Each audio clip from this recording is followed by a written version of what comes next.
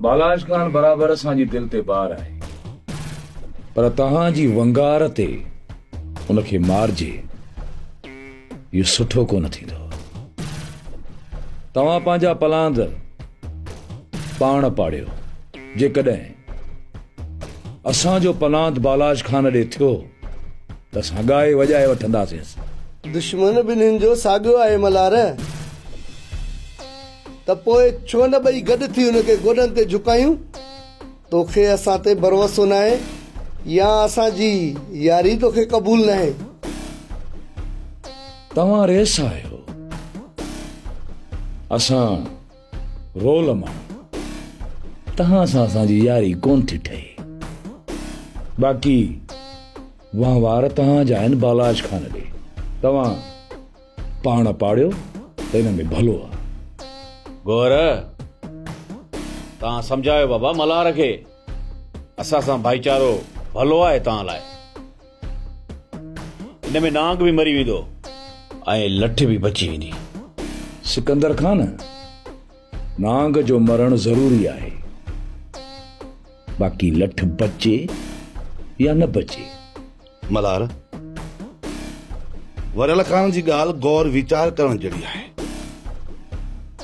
छो जो बालाज खान असां सभिनी जो दुश्मन आहे। उन मां जान छॾाइण लाइ वरियल खान जो साथ ज़रूरी आहे। सरदार आहे बालाज खान, उन सां विढ़ण लाइ ताक़त जी ज़रूरत आहे,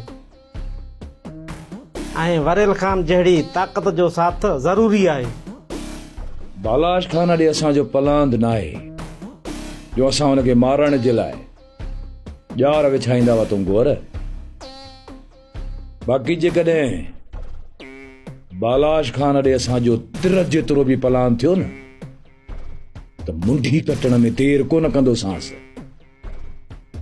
अकेलो ई मल्हार बालाज खान जी वस्ती वीरान करण में देर ई कोन कंदो। असां वटि बि एतिरी सघ आहे मल्हार।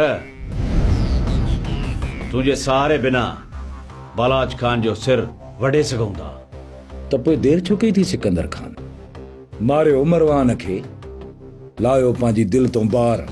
जज़्बाती न थी मल्हार, बालाज खान हिन धरतीअ जो नासूर आहे। असां सभु मिली उन जूं पाड़ियूं पटे सघूं था। हिकु हिकु थी बालाज खान जो कंधो कपे कोन सघंदासीं। वरियल खान,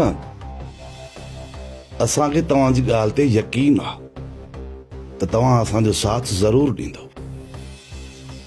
पर ईअं न थिए त असांखे वेढ़ाए तव्हां पाण में हीर खंड थी वञो। मुंहिंजो तव्हां सां वाइदो आहे, मुंहिंजो साथ तव्हां सां रहंदो। तिर जेतिरी बि कान बालाज खान ॾे थी त समझो मरी वियो।